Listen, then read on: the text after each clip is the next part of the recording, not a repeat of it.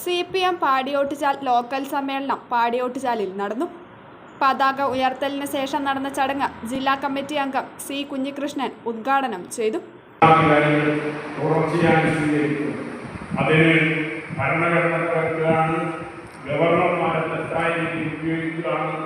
ഇത്തരം നീക്കങ്ങളെല്ലാം കേന്ദ്ര ഭരണാധികാരികൾ സ്വീകരിച്ചുകൊണ്ടിരിക്കുന്നു. ഈ രാജ്യത്തെ പൊതുമേഖല നിരവധി പതിറ്റാണ്ടുകളിലൂടെ വളർത്തിക്കൊണ്ടുവന്നതാണ്.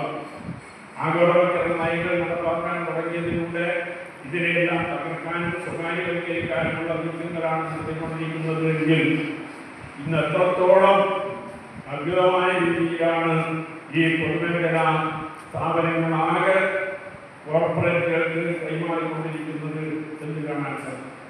ഒരു മുതൽ മുടക്കുമില്ലാതെ ഇന്ത്യയിലെ പൊതുമേഖലാ സ്ഥാപനങ്ങൾ ഈ കോർപ്പറേറ്റ് ശക്തികൾക്ക് അത് പ്രധാനമായും അതാണ് നരേന്ദ്രമോദിക്കുള്ള ബന്ധം. ആ നിലയിലേക്കാണ് കാര്യങ്ങൾ.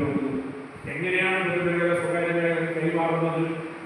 ലക്ഷങ്ങൾ ആസ്തിയുള്ള സ്ഥാപനം അതിൻ്റെ ആസ്തി വളരെ നിസ്സാരമായി ചുരുക്കി കാണിക്കുക, എന്നിട്ട് അത് വിൽക്കാൻ തീരുമാനിക്കുക. അങ്ങനെ വിൽക്കുമ്പോൾ ഈ അദാനിയെയോ അംബാനിയെയോ അത് ഏൽപ്പിക്കുമ്പോൾ ഒരു നയാ പൈസ അവരെ മുതൽ മുടക്കുന്നില്ല.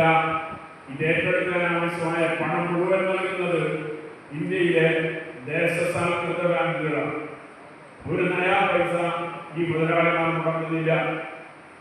ബാങ്ക് വായ്പ നൽകി ആ വായ്പാ സംഖ്യയിലൂടെ കമ്പനികളെ എടുത്ത് പിന്നീട് ആ വായ്പ തിരിച്ചടക്കാതിരിക്കുകയും അങ്ങനെ തിരിച്ചടക്കാതിരിക്കുമ്പോൾ അത് കിട്ടാക്കടമായി മാറുകയും അത് ബാങ്കുകളെ പ്രതിസന്ധിയിലാക്കുകയും അങ്ങനെ പ്രതിസന്ധിയിലാകുന്ന ബാങ്കുകളെ സഹായിക്കുന്നതിന് വേണ്ടി കടമെടുത്ത് തള്ളുകയും ചെയ്യുന്ന നിലപാടാണ് കഴിഞ്ഞ കുറെ വർഷമായി നമ്മുടെ രാജ്യത്തെ ഭരണാധികാരികൾ സ്വീകരിച്ചു വരുന്നത്.